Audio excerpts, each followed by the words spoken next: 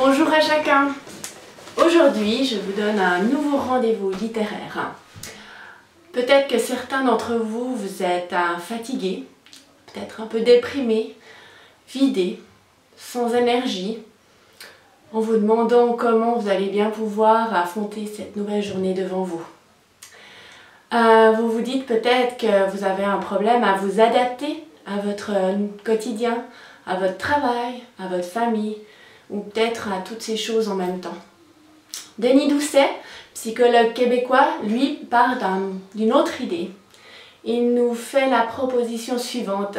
Est-ce que nous n'aurions pas plutôt un problème de suradaptation?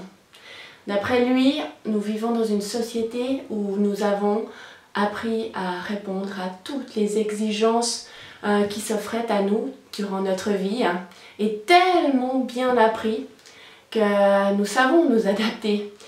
Par contre, nous finissons souvent dans un état d'épuisement lié à une suradaptation à notre environnement. Il nous livre un excellent ouvrage que je me plais à conseiller qui s'appelle « Le principe du petit pingouin ». Apprenez à lâcher prise.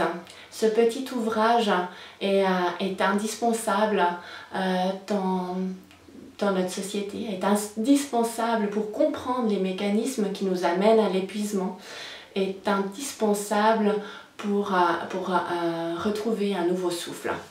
Je vous en lis tout de suite l'introduction. Il n'y a jamais eu autant d'antidépresseurs, de tranquillisants prescrits par les médecins dans toute l'histoire de l'humanité que ces dernières années. De plus en plus de gens sont blasés, ne font que fonctionner, présentent une énergie minimale. Souffrent-ils donc d'un trouble d'adaptation, comme on nous le laisse croire? Sont-ils plus faibles que les autres? Pourtant, tant d'angoisse, ce mal du XXIe siècle qui hante de plus en plus de personnes. Avons-nous quelque chose de déréglé dans notre esprit? Sommes-nous devenus des dysfonctionnels chroniques à vie? Devons-nous prendre cela comme une fatalité statistique avec laquelle il faudra apprendre à vivre? Peut-être pas. Peut-être que ce sont plutôt nos environnements qui sont en cause. Peut-être que ce qu'on nous impose n'a pas de sens, ne respecte pas ce pourquoi nous avons été créés.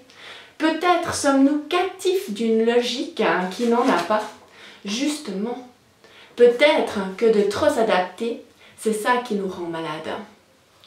Si je vous demandais de passer le reste de votre vie dans une pièce où le taux d'oxygène est inférieur à ce dont vous avez besoin, accepteriez-vous de le faire? Si je vous demandais de vivre dans un univers dénué de sens où le haut et le bas seraient inversés, où la noirceur représenterait la lumière et la clarté, la nuit, accepteriez-vous d'y passer toute votre vie? Si je vous enfermais dans une grande cage métallique où des chocs électriques vous feraient administrer arbitrairement, accepteriez-vous de vous laisser faire? Alors, pourquoi tant de gens acceptent-ils passivement de subir l'équivalent de tout cela dans notre société d'aujourd'hui?